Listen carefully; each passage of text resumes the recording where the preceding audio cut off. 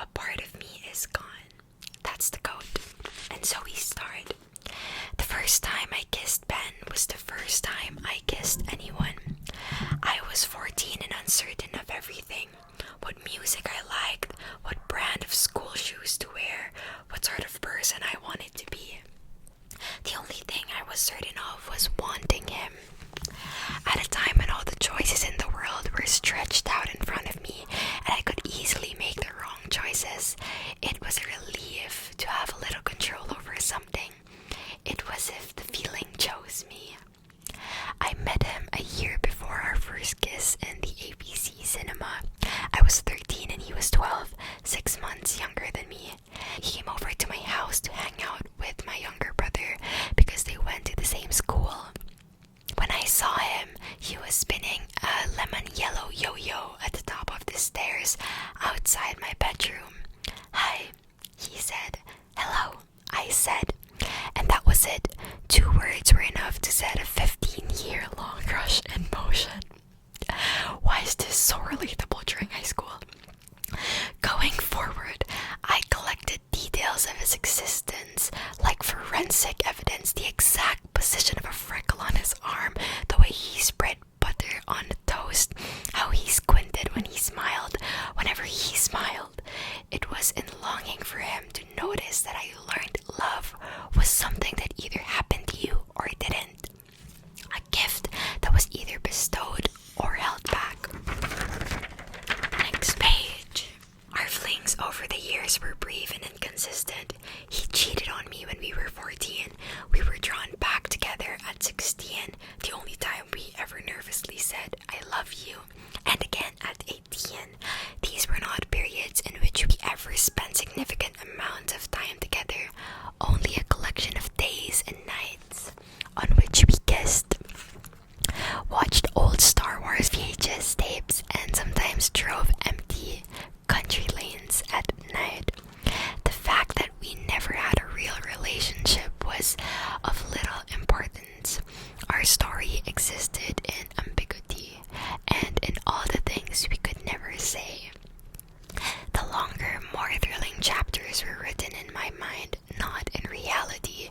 My imaginary narrative formed a nostalgic will they, won't they romance modeled on Dawson and Joey's that was constantly on the precipice of happening and yet never quite seemed to.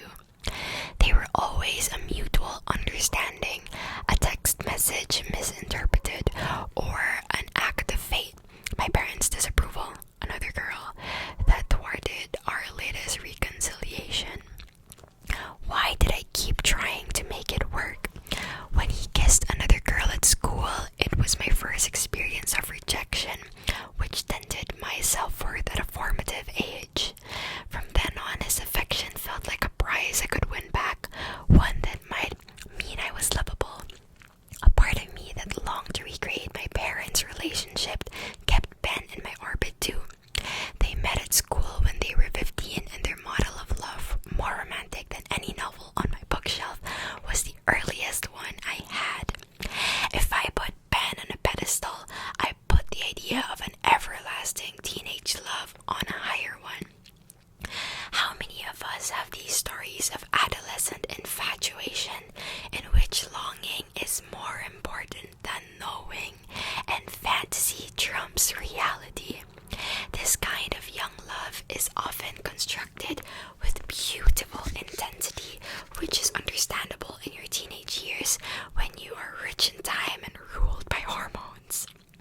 Maybe such fixation is even a form of creativity, how a youthful imagination can take the scant details of an ordinary connection and build another world inside it.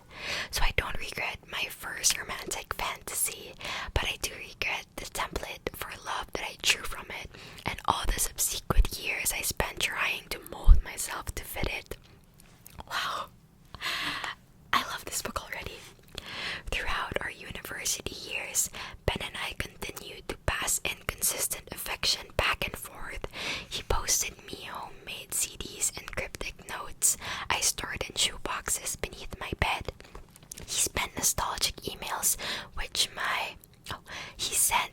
nostalgic emails which my boyfriend at the time discovered and got angry about.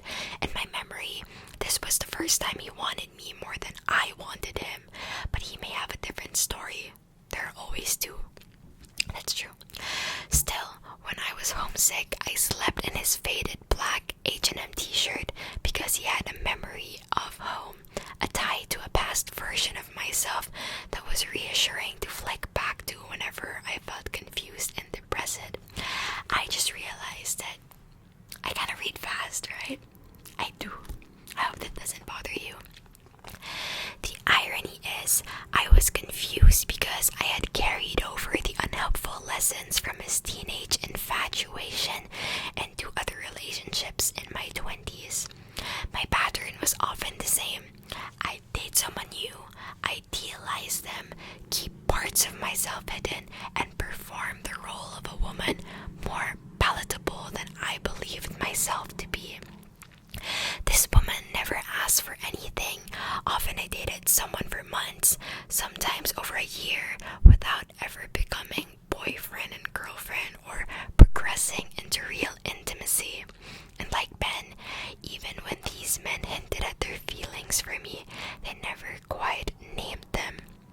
As Marianne says when Eleanor asks if 𝗏𝗏 ever said I love you in Sense and Sensibility, which I want to read soon. Not soon, probably sometime this year. It was, okay, so the quote says, it was every day implied, but never professed, declared.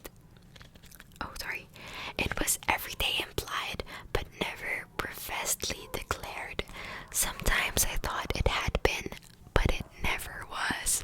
This is why communication is important. You express your feelings when you get the chance to. We don't settle for regrets and could have beens. We go and chase the present, the moment we are at in right now. Okay, you got that? You got that. Life is too short for like overthinking about whether they're gonna accept what you're gonna say. I mean, you still have to think about what you're gonna do, but if you see that the pros outweigh the cons, go for it, hon. Go for it. Okay. This is really me whenever I read. I go on and have a solo talk by myself and I just discuss everything I read. Anyway, when you are not being honest in a relationship to another person or to yourself, it is a little screwing on the top of a jam jar when the ridges are out of line. An onlooker might think you are screwing it on just fine, but you can feel a stiffness developing that warns you it's not on properly, and you know that. And you know then that however hard you try to keep turning it, the lid will never tightly seal. In this way, I could always feel something in these relationships was out of sync from the beginning. Moving through the motions of intimacy with this dread pulling me at the back of my mind was an anxious state to exist in, always suspecting that a person did not want to be with me, but being too afraid to ask. It meant I got so good at pretending I didn't need anything that I forgot how to be myself. It also meant I mistook instability for attraction because the scraps of affection men tossed me were more thrilling for their inconsistency. The surprise of a text message at 1:30 a.m. that said, "Are you out?" or the promise of a drunken "I love you," never mentioned again when sober. The men I dated never got the relationships off, but never fully committed to them either. They always had one foot in and one foot out, playing safe, huh? Like my friend's boyfriends who moved into her flat, but still kept most of his belongings at his family's home. More consistent than any affection was a careless, perhaps unintentional, cruelty that I silently accepted and used as further proof that I was unlovable. Like the time a man told me my lips were always dry while kissing me in bed, or when another said I wore too much makeup, or when yet another said insecurity is the most unattractive quality in a woman. Wait, let me just roll my eyes to that. Man.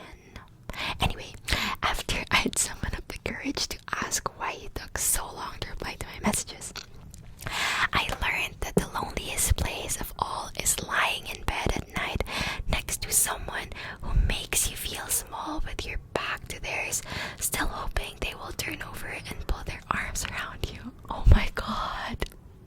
Oh my goodness. Oh my goodness gracious. At the time, I recognized this suppressing of the self as a private, graceless shame.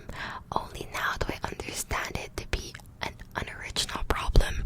I've spoken to countless people who, despite feeling confident at work, with family, with friends, have lost themselves in relationships, have squashed their personalities into a different shape and forgotten their own needs and desires in attempt to second guess a partner's. This shrinking of the self start in small ways.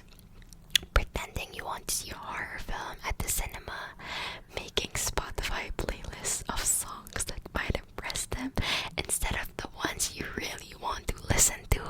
May natamaan ba dun? Buying a dress you can't afford just because you think they'll like it.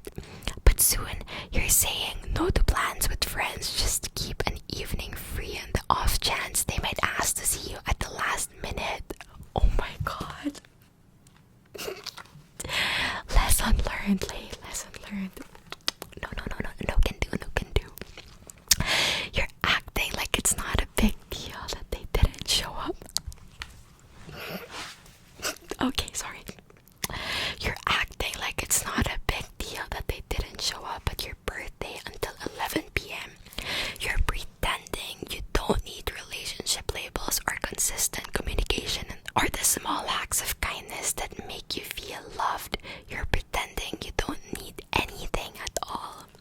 When I asked psychiatrist Dr. 𝗏𝗏𝗁 why people lose their sense of self in relationships, she said it's sometimes because they're trying to echolocated the other and not reveal the self and merge with them. According to Dr. Bo, who used to teach a course on love at New York University, people think if I'm matching the other person, then we're a match. But that makes them more insecure because they're not being themselves. This behavior also means the other person gets confused because they don't recognize who you've become. When a lot of false selves merge, it can get really foggy, Dr. Bo said, and inevitably the other person thinks, where are they? I can't find the person I originally fell for. Oh my god.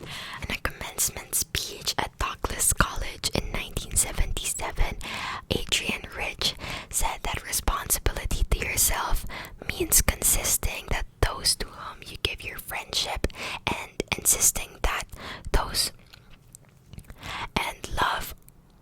and love are able to respect your mind.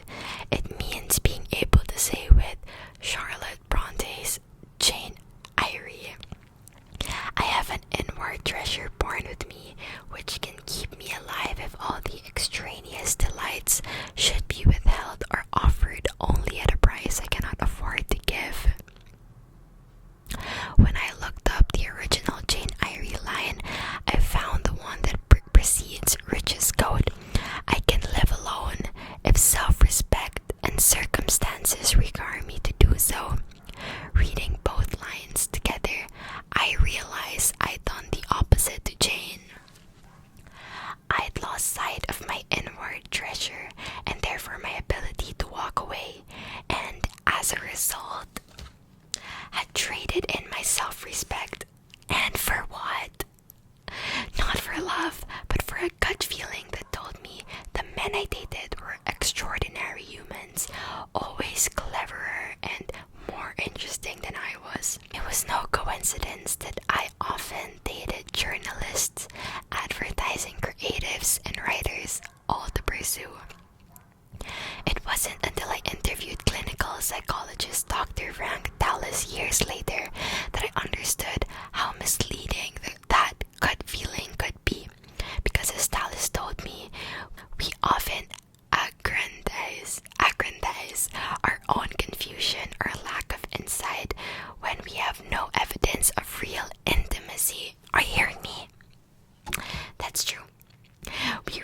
or words like chemistry or gut feeling, because we have nothing tangible to base a feeling on.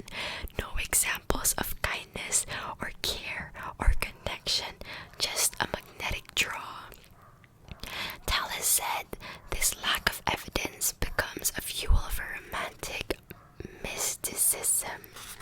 You think I can't explain it, so therefore it must be fate, it must be profound.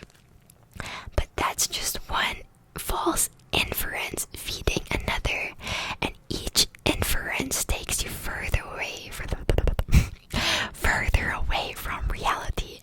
As I listened to his explanation, I winced with recognition, remembering all the times I felt mystically drawn to someone without any real knowledge of who they were.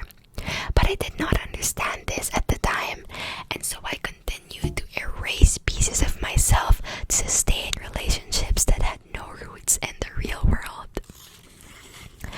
Even during those years, as we fell in and out of relationships with other people, Ben and I kept in touch.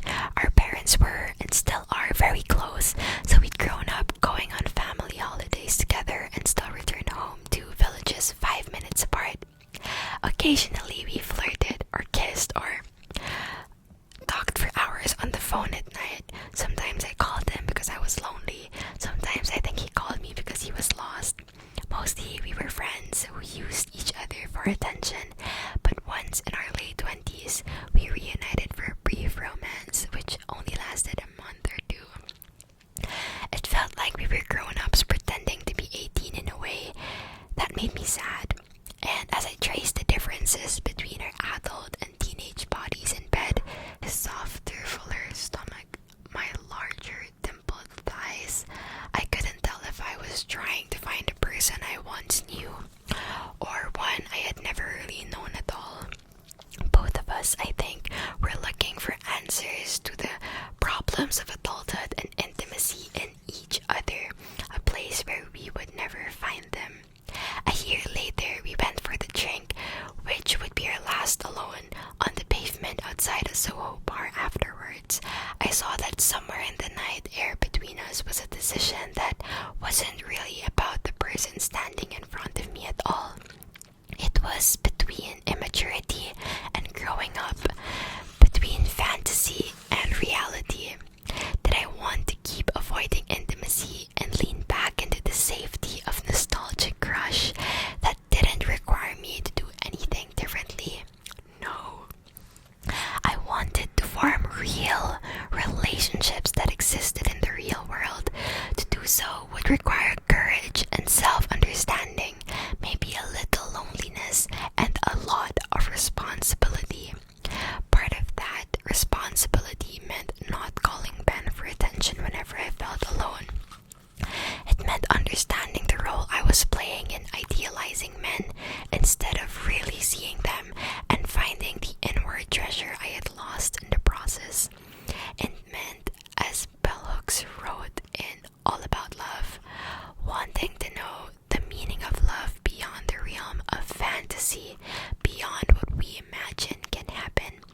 I still believe the act of showing yourself fully to a new person was a risk, but somewhere inside me, a fresh knowledge was unfolding that the risk of not doing so, of never being seen, of never expressing needs, of never giving and accepting real love was far greater. After years of feeling passive in love, I understood then that we do have a choice, even if it's difficult to see. Mine was this: to stay in the fantasies inside my head, or to climb out and live. Okay, so I think that is all I am going to do for this book reading. We reached page 10. Congrats to us, that is page 10. And please